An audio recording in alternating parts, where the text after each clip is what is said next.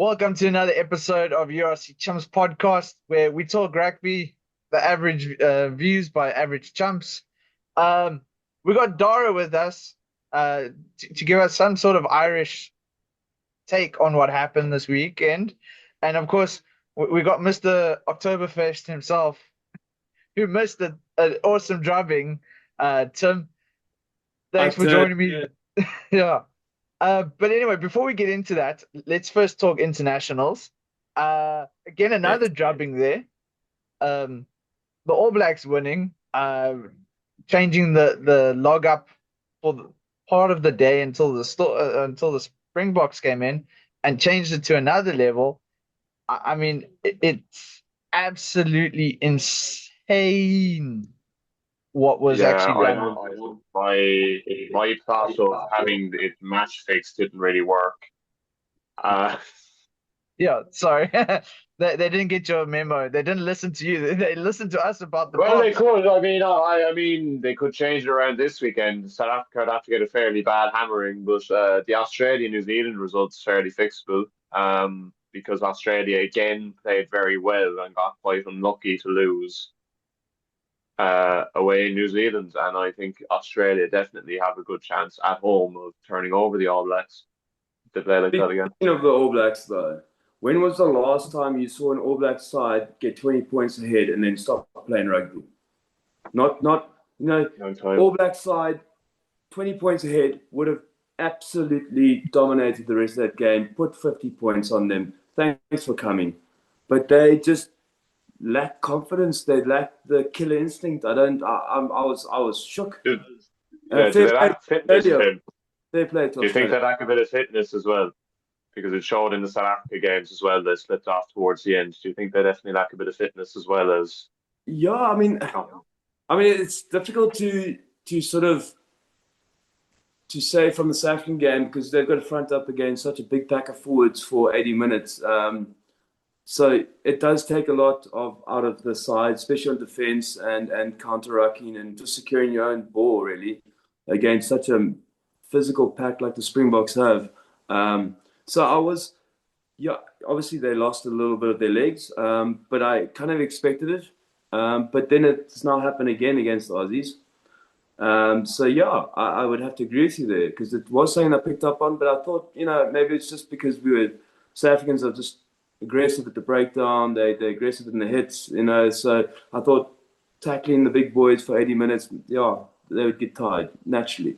but So I think you have to give Australia credit on the flip side. That Australia looked the fittest side in the Rugby Championship. When you look back, the first match against South Africa, they kept going and they dominated the second half. Very fit in the games against Argentina. They came back at the end of the first test, nearly came back at the end of the second test.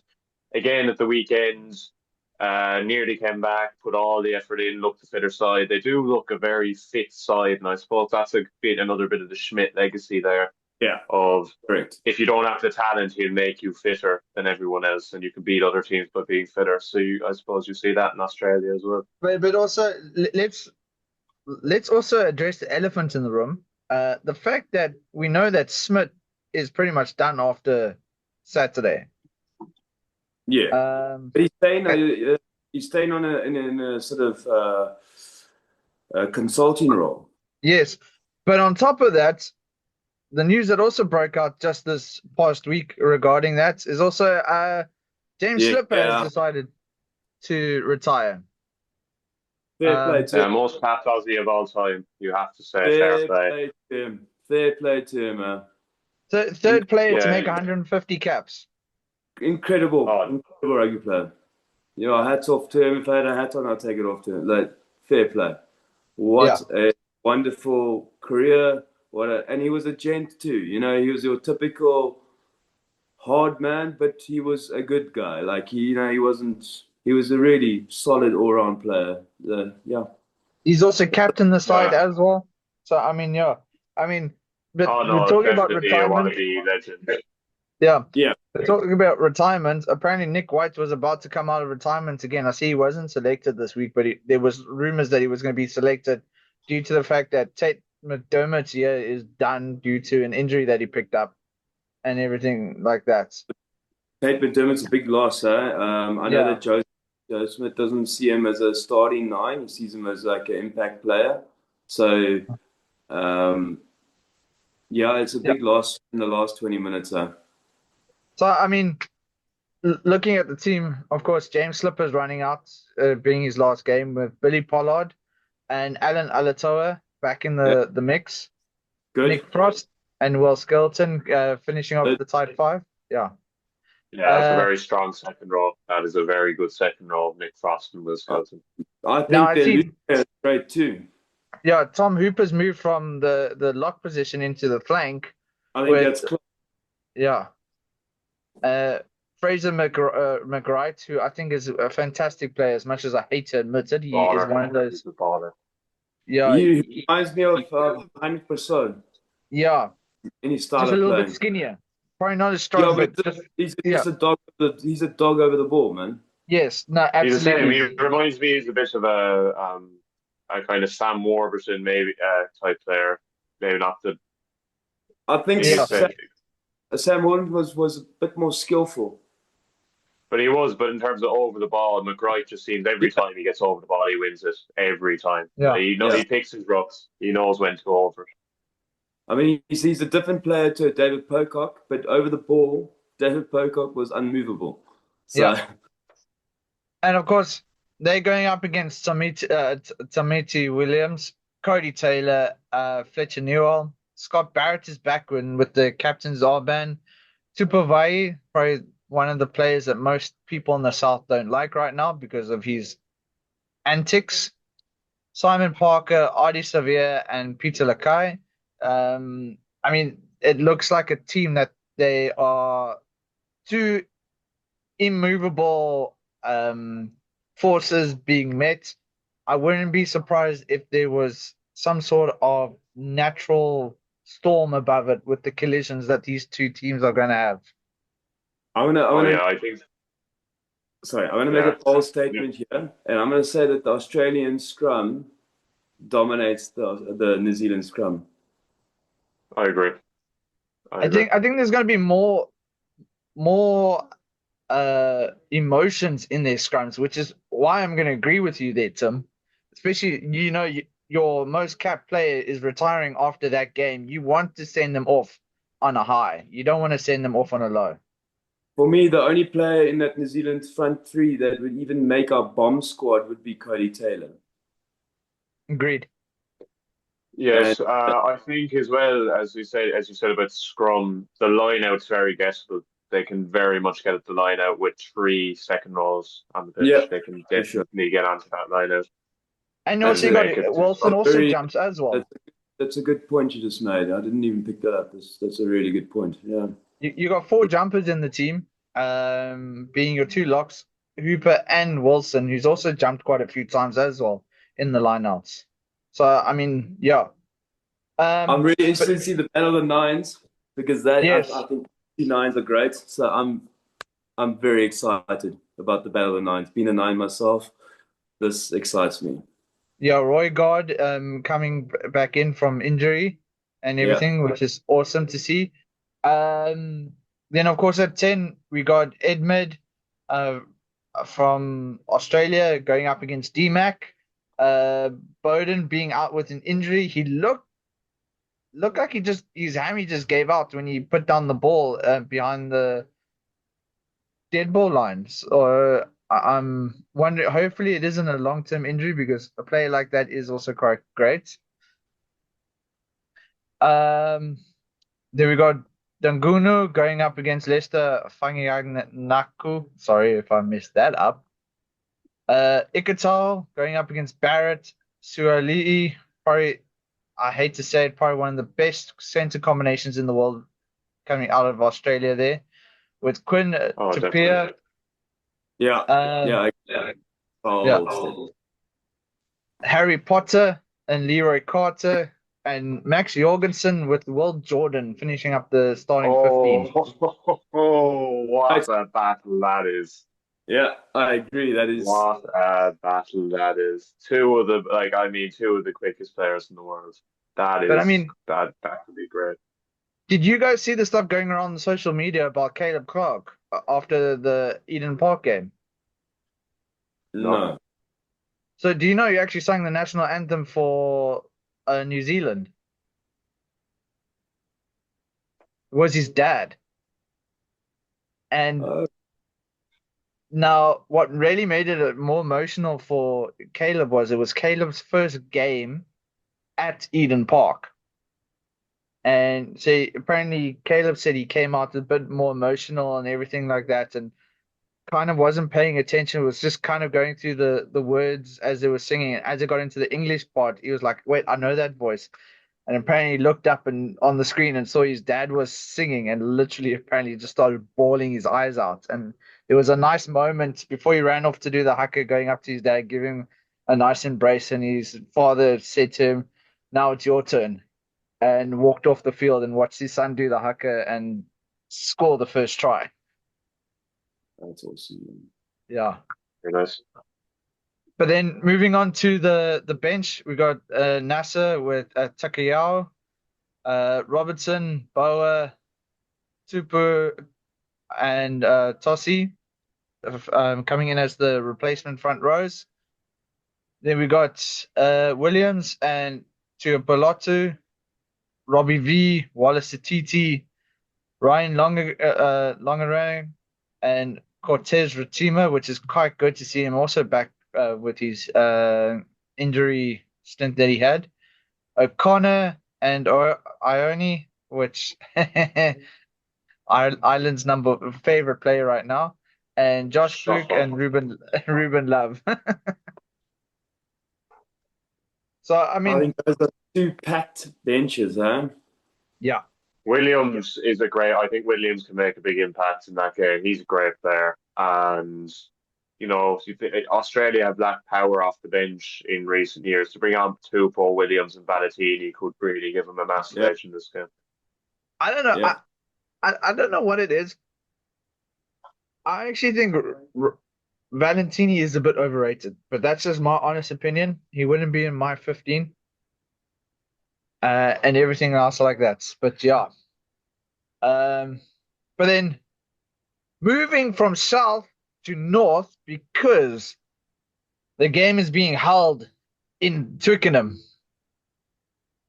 Here's the team for Argentina being Vivas, Montoya, Sclavi going up against Ox, Marks, and Thomas Toy, followed by Petty and Rubio going up against Etzebeth and Nokia, Matera, Kramer, and Grondona going up against Sia, Toy, and Jasper, who right now, I don't know, maybe that suspension did him well, but he looks like a different player since he's come back from that suspension. I'm very surprised. I'm very surprised Juan Martin Gonzalez and Oviedo are on the bench. Very Yeah, surprised. yeah, I fully agree with that. I Yeah. was shocked. But yeah, then going into the halfbacks being Benitez Cruz and uh Priscatelli going up against Reinach and Sasha, who right now, to be honest, is an awesome halfback pairing for us. And also going to be awesome halfback pairing come URC. I'm pretty excited to see them in the hoops. Don't And shake you're your still head gonna there. lose. Still gonna Don't lose. shake your head there. Don't shake your head there. The last, though, I will give it to you. The last team to put zero on Leinster was your guys 17 years ago. So before you were born. Actually, no, just after you No, were I born. was born. I was born. I was alive. I You was six just months made it. old, but I was alive. I was 6 months old. Yeah. Going up against Malia, Chocobaras, Ricardo, and Delgai, who are going up against Ethan Hooker, who right now seems to have a season of a lifetime right now. Delende, Caden Moody, Ches and Colby, and then finishing off with Carreras and Willemse, which hopefully Willemse keeps going the way he's going right now. It looks like he's on the right path for what is needed for us. But yeah, again, Would you started Jesse Creel? you know what? I probably would have, yes. I think I would Yeah, have. but I don't think you can argue with side. I do think South Africa win this game based on lineups. I do think South Africa Yeah, have the edge. it's a very strong South African side. Like the only one I would personally would be the 13. I'd take Caleb Moody on the bench and I'd put Jesse Crew on Yeah. at starting 13. So we Purely, also purely, do need. because, purely because Caleb Moody can cover so many positions in the back Hmm. line. I mean, not saying But that you can't just drift him out, but I would have gone with Jesse Crew. but we do need to talk about the brain fart that happened. Yeah, I mean, I've seen I so just many people complain about it. They're going, "Oh no, it shouldn't have been a no, try." It was a try. everything about that was a try. I'm Yeah, sorry, we drop kicked the ball.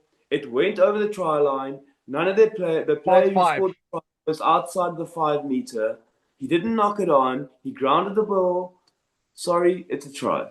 Complete and absolute brain fart, but it's a try. Completely legal, completely within the law. We dropped the ball and Took yeah, the it's opportunity. Yeah, they took the opportunity. Simple as that. Sorry. So you can't complain. There's nothing about that can you complain about. Other nah, than he had an absolute I don't know what he was thinking, but okay. yeah. Maybe he was trying to nonchalantly drop kick it across that no one noticed and one of our players would go pick it up. I don't know. And it'd be I mean maybe it's a play they were I have no I can't explain it. Yeah.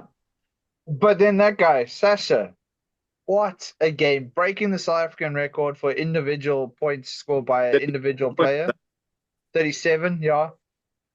Um, yeah. Sorry, but out of his entire performance, that dummy was the best thing I've seen in a very long time. The Galant dummy. He went into the 360, and I must tell you that Argentina player is reliving that over and over and over and over because he actually fell over. He Yeah. literally fell over from this He should have dummy. he should have fallen over and held his ankle like he sprained his ankle and the whole thing. Just be like, no, I'm At this done. point, Carry me off. I am I'm going to play hockey. I don't know.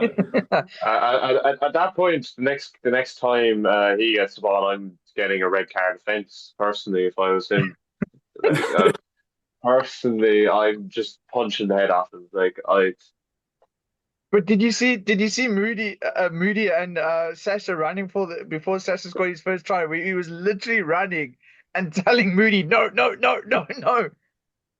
But I mean, how much gas did he show, huh? Yeah. To Uh, regain that kick, that was impressive. listen, that is the Sasha I know he can be. I'm not going to deny it. As I said to someone, I don't know if I would have played him this week. I probably would have rested him a little bit more. He's still young. He does take a few hits and does end up injured a few with those hits. So I would rest him and get him back properly, strengthen up, build him up properly. Like I said, he's still young. He would still be in my 2027 World Cup plans. But build him up oh well, into that. Well, I if mean, only he played for a good club side, he'd be so much better. If only he played for a half decent club side.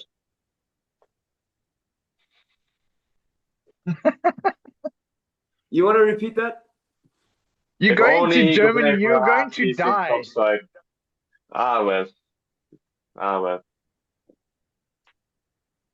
There's certain areas in Germany that was known for missing people. We won't go too far into that, but anyway, No, we won't. No. this is about rugby, not about history. But anyway, going on. Ruiz going up against Bongi, Wenger, and Jan Hendrik Wessels. I will get back to Jan Hendrik Wessels. I did see there was a ploy that Rassi played there, and I saw it and I thought it was going to happen. Um, Marchetti going up against Lowe, Molina and Archia. Juan Martinez Gonzalez Samos going against Quacha. Ovido going and Williams. And I'm glad to see Williams is back in the mix. Moyona and Marnie, Isco and Creel. like we said. Now, like I said, we'll come back to Jan Hendrik Wessels. When Mark's got that yellow card, which collapsing it, yes, I can see why the yellow card came in from that. From the side, I don't know because for me it had shifted a bit. So where do you? I mean, he definitely collapsed it, in which case it's a penalty try, in which case it's an automatic yellow because it's a professional Yeah, foul. So whether he came in from the side or not is kind of irrelevant yeah. because it would have been a penalty try and he would have got the yellow. But I agree with you. I thought that was a bit harsh because I don't know. It had shifted. He came in. It was technically from the side, but they were shifting. So I don't know. From that But then, standpoint, yeah, it's a 50-50, but the rest of it is 100% yellow card, 100% yeah, penalty try. Can't, again, it's one of those things, guys, can't get upset when it's completely within the law. yeah. If you had collapsed it, maybe like a second later, it would have been for me okay because then it would have been over the try line, which means then it would have been all right. It's just because he did it inside or outside of the try area. But anyway, yeah. But then Jan Hendrik Wessels came on as the reserve hooker while he was Yeah. serving his, Yes, but and I was he can play hooker. yes, but our hooker, and I'm saying it like that for the Yes, day, Bongi. no, was Marco I van mean, Staden. Marco. Yes. I was like, ah, you pulled another Dion Ferry move. Woo! I thought Marco van Staden was also very good. No, he was. Of course, he came on at flank and everything. So, yeah, you did a great job there. Um, but I mean, yeah, I I see Conteponi's put a lot of praise on Sasha, as he says, as a coach, he hated him, but as a player himself, who also used to play in that position, absolutely loved watching the spectacle of Sasha. But yeah, but Well, I mean, Sasha's getting a lot of accolades, which he should. But yeah. let's just have a quiet word about how good Mani Lebok was. Oh, that chip in through the gates between the two No, I players. mean, yes, that was special. But his Yeah, entire game on Saturday, his entire game was exceptional. His goal kicking, his out of hand kicking, his passing, he his didn't goal kick facilitating. on Saturday. Yeah. But Yeah, like he had a solid all round performance. Like I thought he was really good. I thought he was really, really good. yeah. But there's some maths for this weekend. And no, don't worry, I've got it all put out already. Who will win?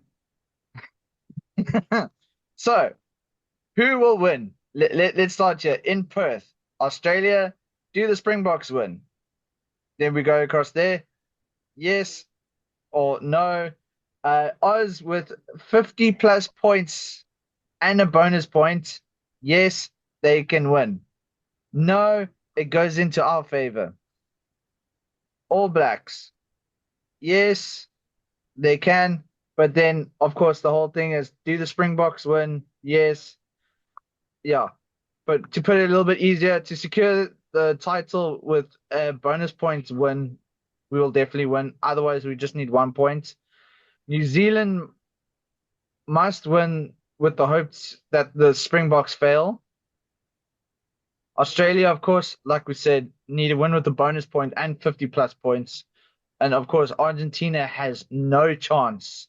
As you can see, sorry, AI didn't put the right tops in the right place except for Argentina. Prior to the weekend, um, that was what the stats were. Australia, like they said, still has a chance. South Africa's gone up. New Zealand's gone up. Of course, Argentina's gone down. Um, and here's the log.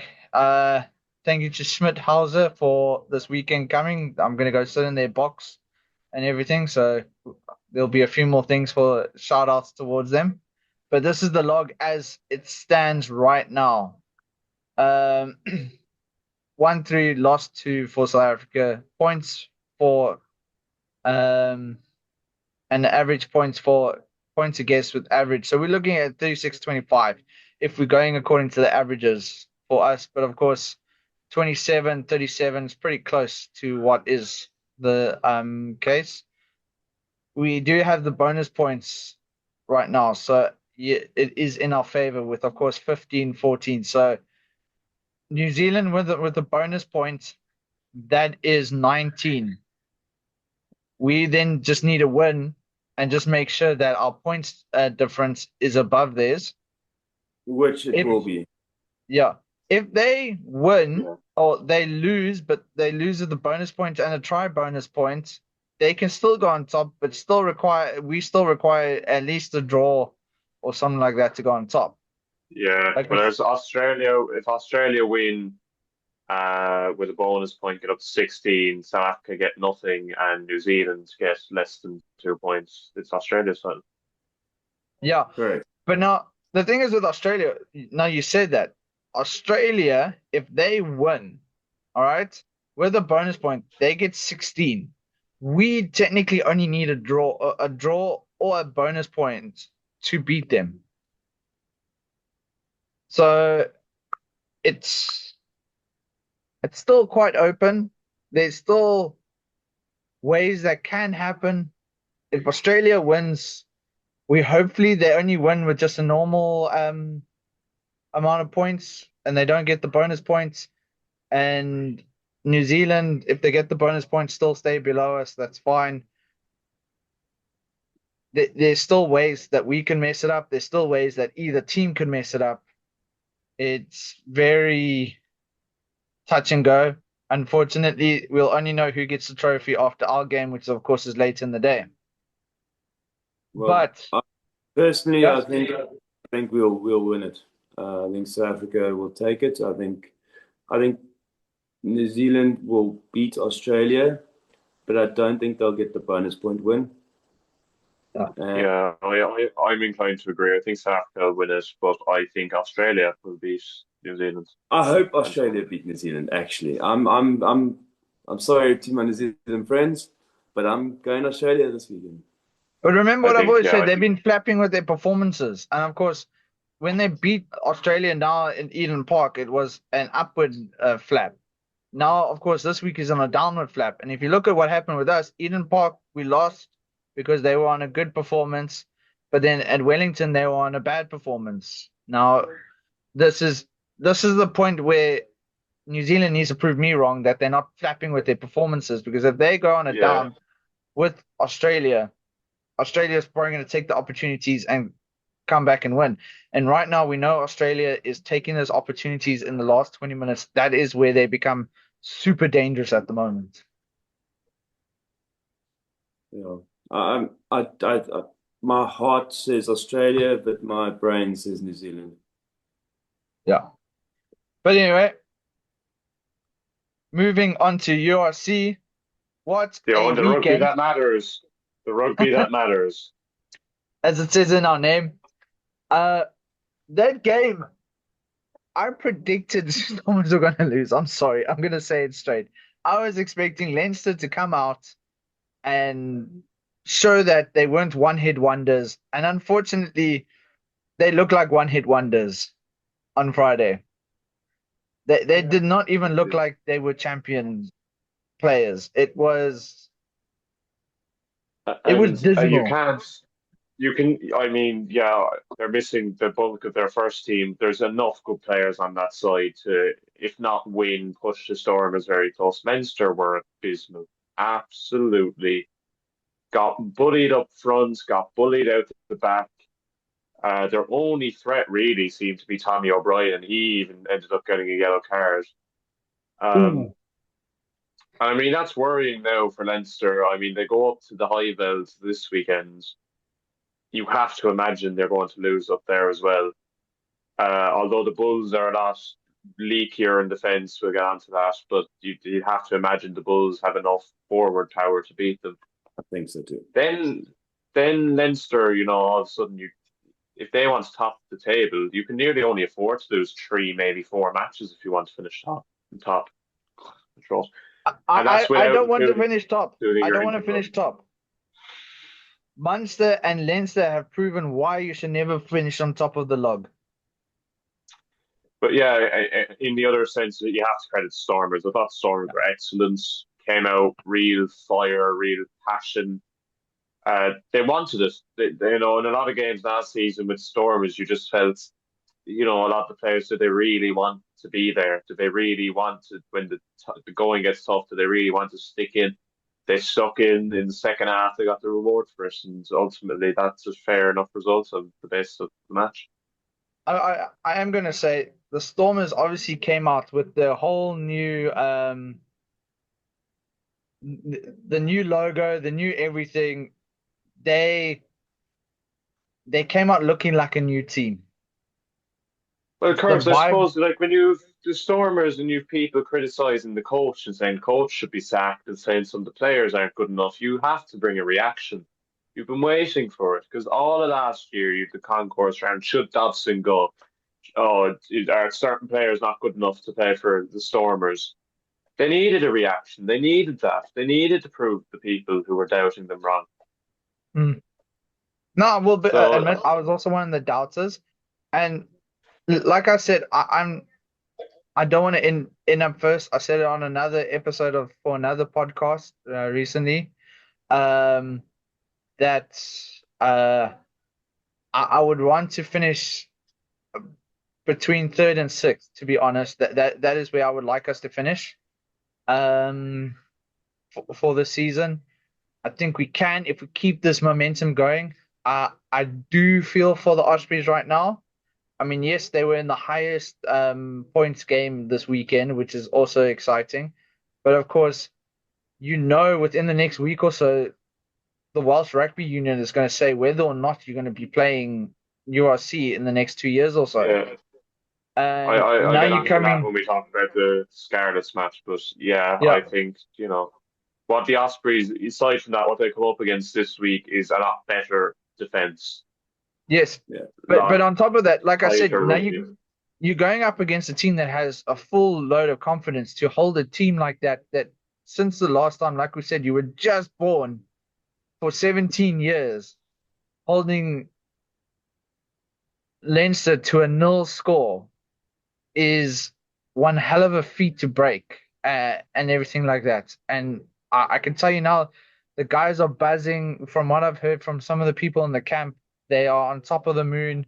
A couple of the guys, Horton and Reed, have gone down to the under 21s to go play with the under 21s this weekend. And they apparently came in with fire in their belly. They apparently look like different players because they were part of that whole game and everything like that. Yeah. I just want to say, like, for the Sharks game, so I'm really disappointed in the Sharks. Like, they are so unpredictable, inconsistent, and they even with their Springboks, when they are laden with Springboks, they seem to underperform. And I just don't know what it is with the Sharks, but they are really just not where they need to be. They are almost, the whipping boys of the South African Conference, and they should Yeah. be absolutely drilling everyone. Mm. Yeah, I was talking to Curbs before this and I was saying this. Obviously, Scotstoun's a really hard place to go, but like that scoreline, and me and Curbs were talking about this. I mean, Glasgow 2 tries disallowed in 2 minutes. One of the most mental passages of play I think I've ever seen in my life, where they get a try disallowed, go and score another one and get it disallowed again. The Sharks were awful. I mean, Yeah, they showed some flashes in attack, absolutely but their terrible. defense was terrible. Guppies. But you can't go away from home to any ground in the URC and play that loosely defensively because you'll get beaten. Yeah, Never of course. mind by a side as good as Glasgow, who are a top four side, consistent top Correct. four side. Correct. They will always beat you if you play like that. No, but they were just useless. They were just bad from beginning to end. There was nothing good to say about that performance. And I'm Yeah. sitting here and I'm looking at the Sharks side on paper and I'm thinking it's a decent side. And then even in the last couple of seasons, with their star-studded Springbok side, they've been average at best. Okay, but no, you're saying that we do have to give credit to Edward van der Merwe. He had a fantastic game. He was all over that field in a good way. But of course, there's 15 people in your team that also need to pitch up at the same time, and you can't just rely on one person in this. Yeah, it's some of the Sharks backs look quite good, but their forwards just got Yeah, wiped out, just got cleaned out. The Glasgow forwards and Glasgow are such a physical side. I mean, just like eyeballing it in terms of and I've seen every single side in the URC at home at least once. They're the tallest players I've ever seen, kind of biggest guys from just like looking at them point of view, biggest forward pack. Just I don't know if that's a statistically correct fact. They just look the biggest, but they're such a big forward pack, and they can smash your forward pack, and they will. Because Glasgow do not mind playing that grunt rugby if they have to play that grunt rugby to beat you. And that's what they did. They played a lot of the grunt stuff. They played nice stuff, but they did play a lot of the grunt stuff, and they just walked all over the Sharks in the yeah. forward pack. I just it's really actually quite worrying to me that they were that bad. I mean, they were that bad that I actually had to turn off the game. I was so annoyed, and it was so just terrible to watch. It was But just horrendous. you're saying that I felt the same way of watching Leinster play. I mean, yes, I know they did community outreach last week with the Stormers and everything. I think I said to someone that it seemed like there was a bit of a Space Jam vibe on them. Like they all touched the ball and they all lost their powers to play. There's probably a glowing ball running around in the township of Langa right now. I don't know, Curbs. Like Yeah. you comparing apples to oranges here. Leinster won the thing last year. The Sharks have Yes.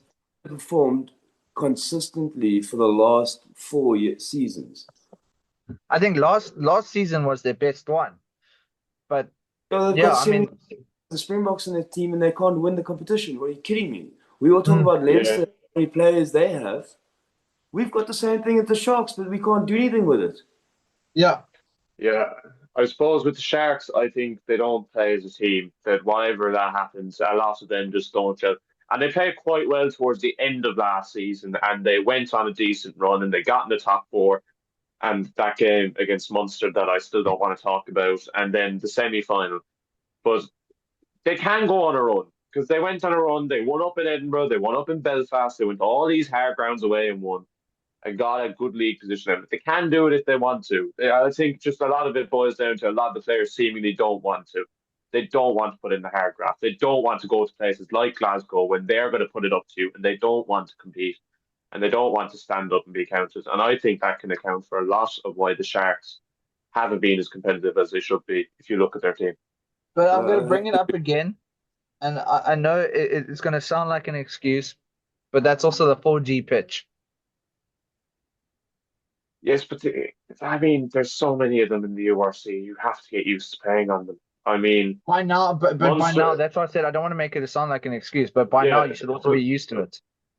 we were like that for years. I remember before the South African sides joined, we didn't have an artificial down in Cork. All we were used to playing in Thomond, and we go up to Galway and we go up to Scotland and we'd lose and we go, oh well, it was a plastic pitch and all that. You have to get used to them because you're going to play on them. It's just unless they're outlawed, which won't happen. They're just you kind of have to get used to them, and so it's part of the game, Yeah. whether you like it or not. I don't like plastic pitches. I hate the fact we have one down in Cork, but they're part of the game. You just have to get used to them. And as I said, a team with that much talent and star-studdedness and the names, I know they're missing their Springboks. They still have a good side out there. They have it's fine. They're still going to accept. Yeah. to. I think maybe what some of the South African teams should also do is invest in 4G pitches for training purposes. But Yeah, because as you like, this isn't anything new. The Sharks knew yeah, however long the fixtures came out to go. Okay, first match is on an artificial pitch. They should be practicing on it. They should be training on an artificial pitch for 3 weeks before this match starts. I think the only places in South Africa that have artificial pitches close to that is football pitches. But I mean, no, of course. But I think we do need to move on. Ulster taking on Dragons. Dragons 10 Uh, seconds. Aaron Wainwright scoring a try, looking like the Dragons had finally awoken, only for them to be put back to bed. yeah, the Ulster, I couldn't believe it. After I checked the score after 3 minutes and they were 7-0 down. But overall, I think they will be happy. They're obviously not playing the top tier competition that they'll come up against later down the line, but they'd be happy in attack. They played some nice moves. They played a bit of the Richie Murphy rugby that I've seen him play with the under 20s at Ireland. Their defence will probably have to slightly improve. They weren't really tested in defence for most of the match, and yet they still gave up three fairly Yeah. soft tries. But I think in general they'll be happy. It's the first game. Nobody's fully there really. So you kind of, if you get 5 points out of these games, you'll take it and you move on to the Yeah, next. I thought Ulster were actually really solid. I thought it was a yeah, they really were. good effort They will. all They will. round. Like They were solid all round. Not they weren't so flashy, but they were just a really well trained, well put together squad. But Yes. Tim, I'll say this to you: like when Murphy really gets to bed in there up there, really gets to put his philosophy across. He's a great coach. He I really like Ireland. He had Ireland under 20 in under 20 World Cup finals and winning the under 20 Six Nations. Second he left, we finished bottom of the first Six Nations that happened and got bombed out of the World Cup as early as could be. He's a top class manager, and as I said, if Ulster can just bed him in and his ideas can get across, they will be extremely, extremely tough to beat. Yeah. agree. But I I mean, agree with you. yeah, I mean, they were trading punches at one. When I say punches, I mean like points. So it was Dragon scored, Ulster scored, Dragon scored, Ulster scored, Dragon tried to score but didn't. Ulster scored two more tries, then Dragon scored another try, and Ulster just finished off the game. But I mean, yeah. Moving on though, just because we need to also catch up with a bit of time, and we've still got some other stuff to cover. Bulls taking on the Ospreys. Yeah, Ospreys going up at one point, looking like they were going to win, and then all of a sudden, um, yeah, chaos defined a rugby match. I mean, both sides have a lot to take from it. Ospreys, especially with all the turmoil we spoke about outside of the Welsh, outside their hands. To go yeah, down to South Africa and score 40 points is phenomenal. Yeah, Shit 53 isn't. And I think that's a more worrying scoreline for the Bulls because, yes, they won and, yes, they were brilliant in attack and they scored unbelievable tries. But, I mean, to give up 40 points at home is, I can't call it anything but embarrassing. I mean, that's what it has to be called. You cannot be shipping 40 points at home. So let's be honest, a bunch of players who don't know if they're going to be out of work in a year's time.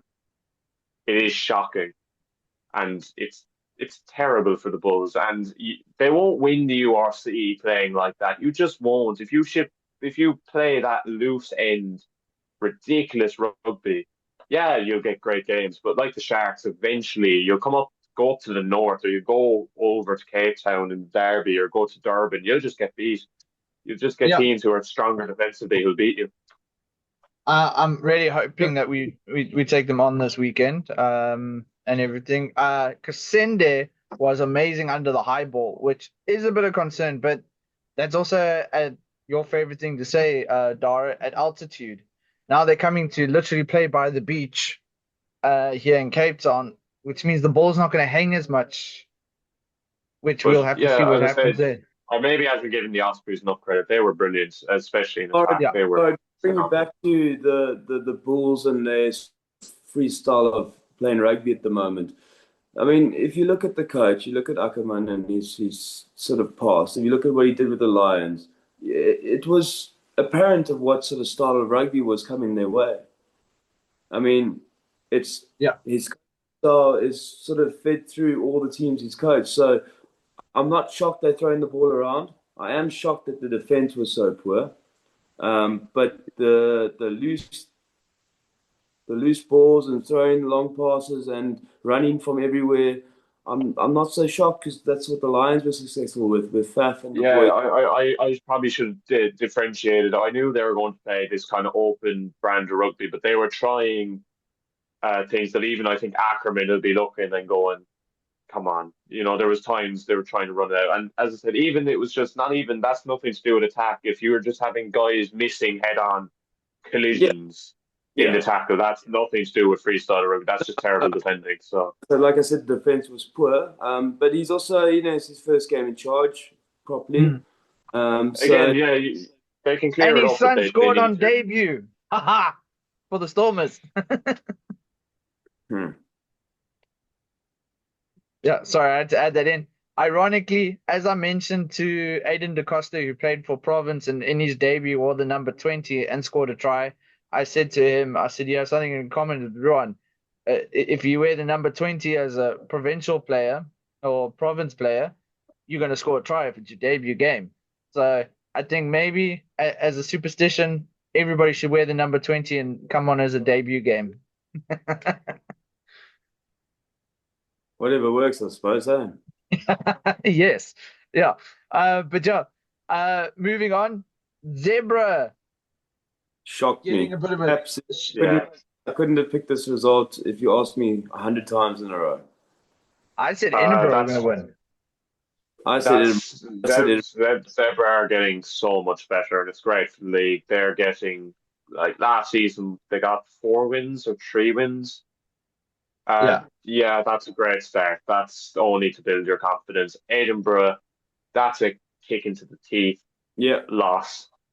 We had a start I, last season. It was an I was, absolute kick into the teeth loss, but Yeah. great win for Zebra. Fair play. yeah, Fair I play to them. agree. Good for rugby, but I must tell you, I couldn't have picked that if you asked me 100 times. I would have gone with Edinburgh 100 times, not 100 times. Yeah. I- So then, Dara, I have to give you praise here. The only away team to win this weekend. I'm happy. I'm quite happy with that. I will say the 3 tries, 2 of them were very preventable.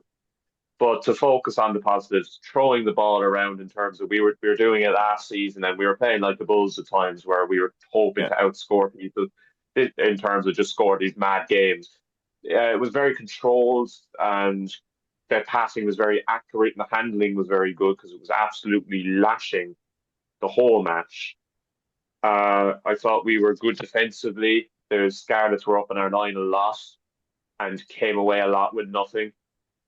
I thought Casey was unbelievable again. Yeah.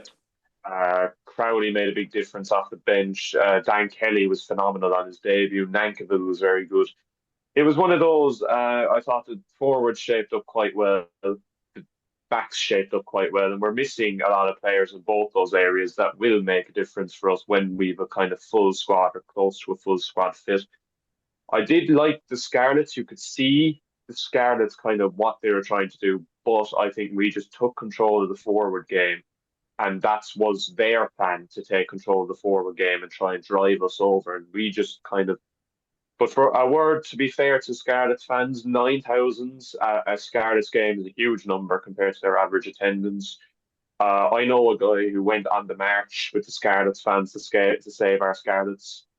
Um, there is that appetite for rugby in the West of Wales. You can't, these people, and I felt bad for Scots, these people's livelihoods are a threat in terms of the players and the Yeah. backroom staff. And this isn't even the players and the managers. This is your kit men, your secretaries, your tea ladies, your caretakers. These people's livelihoods are a threat. And then on top of that, you have the fans who have been supporting the Scarlets and supporting Connectly since they were 5 and 6 years old. Some people there who've been going to the games for 50, 60 years. This is a proud club, Connectly. They've beaten the All Blacks in 1972. The day the bars ran dry in Connectly, they ran out of beer after they beat the All Blacks. You can't just strip away these clubs that have 100 years of history because of year incompetence in the Yeah. WRU. The WRU that paid for its chair board to go to Rome 2 years ago, that racked up a €15,000 bill for 4 days in Rome. It's ridiculous. So, That's about like, 300K for us South Africans, just saying. 15,000 for 4 days for 12 people. and you're telling clubs that they have to go out of business. I don't know how that isn't deemed as corruption, because that's what it is. And as I said, trying to take away these people's livelihoods in terms of the backroom staff and the players as well, because not all those players are guaranteed to go to another club. And then the fans. And do you expect the fans to go and support another Welsh club? No, of course they wouldn't. Of course they wouldn't. Most of them will either not watch rugby or they go to a club in England, maybe. They might go to Bristol or Gloucester. But I'm going to put it to you like this. It's like asking you to support Ulster or Leinster. Yeah, but even out of spite, like if Munster had went and I have connections to Connacht, I'd never go to a Connacht game. Never. I'd never go to a Connacht game they But took now, away by Wallabies. you see, that's why I didn't put Connacht in, because I know you do have connections Yeah, but there. even But that's why, I'm just like even saying this, Curb. Even if they got rid of Munster and left Connacht there, I'd never go to a Connacht game. Never in a million years will I put another pound in the IRFU's pocket. And that would be the same for the Welsh rugby fans. They won't go to the international games. They won't go to another club side. They'll go to, as I said, if there's diehard rugby fans like me, if they took away Munster in the morning, I have to say it, I'd support Glasgow. That would have to be the port of call, or I'd support a team in Wales. But I wouldn't. Never again would I go to a match hosted by the IRFU that would put money in the IRFU's pocket. Never again. Yeah, but I mean, we'll probably touch this a little bit more, especially when it comes out with more of the results of the discussion. But for now, Cardiff, of course, beating the Lions, and Connacht holding off Benetton. There was a few tries that they tried to score, but I mean, I was speaking a small bit on the Connacht game. Benetton, I was shocked with. They were good, but their ill discipline was absolutely shocking. And I don't know how they didn't get at least 4 yellow cards in that match. Because 4 or 5 kind of players went off with separate HIAs. It was shocking discipline. They were shocking. They were hitting high tackles the whole match. But yeah, as I said, I like Benetton. I like the Italian rugby project where it's going, but like that, they need to cap on, for better words, because that's shocking how many high tackles they made. It was shocking. Now I'm going to show you something that's going to shock you. When was the last time you saw Dragons above Leinster? We lost by less. We lost by less. We lost by less. I don't even think I've ever seen Dragons above Leinster. Or Zebra. Or Zebra. Or Zebra. I mean, where's Zebra on the list? Zebra are 8 positions above Leinster. When did you ever think you'd say that? Yeah. Even the Lions. Even the Sharks. Where's Jacques when you need him now? I would have loved to see his comment on that.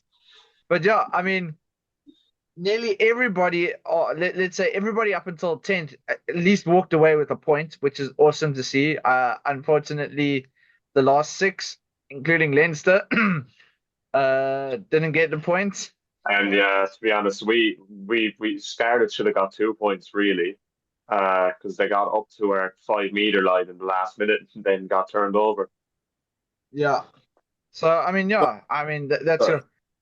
Sorry, Dora, I want to ask you a question about your Munster. Don't you think Saturday's their performance on the weekend reminds you of Munster of old? It did, and what I liked about it was, yes, we played some of the nice stuff, but when it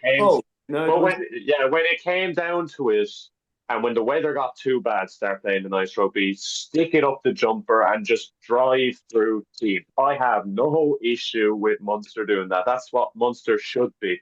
Don't, like as I said last season, trying to play this big mad rugby and a load of sides beat us. You know what I mean? Yeah, but like a lot of teams beat us last year that we are better than, but they beat us because we tried to play this stupid brand of rugby and started showing it around the pitch the whole game. We weren't able. And that's why I'm saying I feel like Munster sort of went back to their roots a bit, and I really enjoyed. And we the likes of Brian Gleeson, who was phenomenal, and Jack O'Donoghue and Tom Ahern when he came on, and Coombs when he came on, just stick it up the jumper, drive through them. If you have the forward dominance, bloody use it, and that was what I liked. They did that. and they Yeah. have Cardiff now on Saturday, and Cardiff are a very difficult side because they're very good defensively. Again, that's what I want. Stick it up the jumper, drive through them, make them make the tackles, make them get tired. That's how it should be. And yeah, as you said, it was a bit like the old Munster. I liked it. I just liked a lot about the performance. And I think like the three tries we gave up, I said two of them were kind of individual mistakes. One of them was an intercept, and one was just a mess up by the fullback. Those can be cleared out very easily. But yeah, I was kind of delighted about the whole game, really. Yeah, but I mean, this weekend again we kick off here in Cape Town. Uh, have I got the wrong? You've got the Yes, wrong I fixtures up. do. Yeah, you've got the wrong fixtures up. That's the first I one. have the wrong First round. fixtures. I do apologize. Don't know why the wrong fixtures came up. But anyway, yeah, we kicking off again. With oh, we'll just put up the thank yous. We'll come back to that one. Yeah, we kicking off this weekend with a quite a close coastal clash of us versus the Ospreys again at 7 o'clock. I am looking forward to that game. Like I said, I'm going to go there. A big thank you to Smith Hauser, the Electrical Plumbing, Marine, Solar, and HVAC, for the box tickets that I'm going to, and thank you for hosting myself there tomorrow. And looking forward to the game. Yeah, so we are kicking off with the Ospreys at 7 o'clock.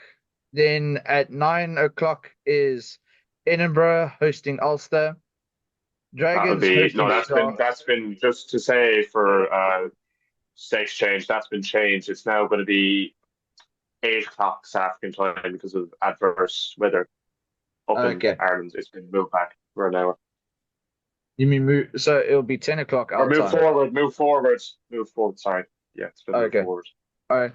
Then Dragons hosting the Sharks. That should be interesting to see. Then we still have I'll go back to that afterwards. Connacht and Scarlets at 2:45 South African time on Saturday, followed by the Bulls hosting Leinster, then Benetton hosting Glasgow Warriors, and then finishing off with Munster and Cardiff. But then, of course, we can't forget the big Before we went games. on air, Yeah, I say it just to everyone. This is going to be the best weekend of my life. You do not understand the pain of not having gone to a single sports match in like 5 weeks. I am craving this. I've been craving this since the Scarlets game. I cannot wait. yeah. I think you need to sort of go, hi, my name's Dara and I'm an addict. Be like that scene from The Sopranos, where Yeah. Christopher goes in and But then, of course, in amongst everything that's happening as well, kicking off Saturday is going to be Australia hosting New Zealand in Perth, like I said in the beginning, and Argentina hosting the Springboks at Twickenham. So that's 3 o'clock our time. So that's about 4 o'clock your time. So it should be awesome. You can watch the Connacht game, then go straight into the Springbok game, and then go straight into the Bulls Leinster game, and finishing off with Munster and Cardiff. So I mean, it's an exciting weekend, and if you really care about it, it's also the Saturdays Singapore for the Grand Prix. rugby. Yeah, Saturdays for the rugby. Friday, Saturday is for the rugby. I've even got a bye weekend, so I'm not playing on Saturday, so I get to watch all rugby all day. Are you going to be at the beer fest again tomorrow? So if we win and I try and phone you again, will you be able to answer? No, Eh? I won't be at this tomorrow. No, So if I phone you to ask you, did you watch the game? You'll answer. I'll be watching the game. Yeah, sure, for sure. Awesome. Oktoberfest was too many people. I've been there, done it. Thanks very much. Yeah, too many people. Yeah. I mean, it's been pretty awesome at the moment. I mean, the amount of stuff going around with the rugby. I mean, I'm looking forward to this game. Like I said, I was worried about the high ball for the Ospreys, but of course we're playing at coastal. Quite a lot of coastal games are happening. I think there's only one at altitude game happening, which is the Bulls game. So it's going to be probably a lot of more running rugby this weekend, and also the weather is quite warm here. So Very, I suppose like there's not very many of the nations in the URC. Like in terms of Ireland is quite flat and Wales is quite flat, and that's two of them. Scotland is very tall in general, but Glasgow and Edinburgh are quite low lying cities, and Treviso and Parma are also quite low lying cities. yeah, but yeah, uh, I'm looking forward to this weekend. I think it's going to be absolutely a killer. It's going to be absolutely awesome. It, in the words of the rugby guy, rugby wins this weekend. There's going to be highs and lows, no matter which way you look at it. I will be honest. I have put a bit of. I made a few bets today, and I am actually going to do my predictions as well coming up. So I'm looking forward to seeing how I result in the overall. You And did. so I'm going to beat you this week. I bet you. Yeah. But yes, guys, thank you very much for joining me today. Dara, thanks for joining us again. Tim, thanks as always. Always a Fellow pleasure, mate. champions, be safe, go well, and let's enjoy this weekend.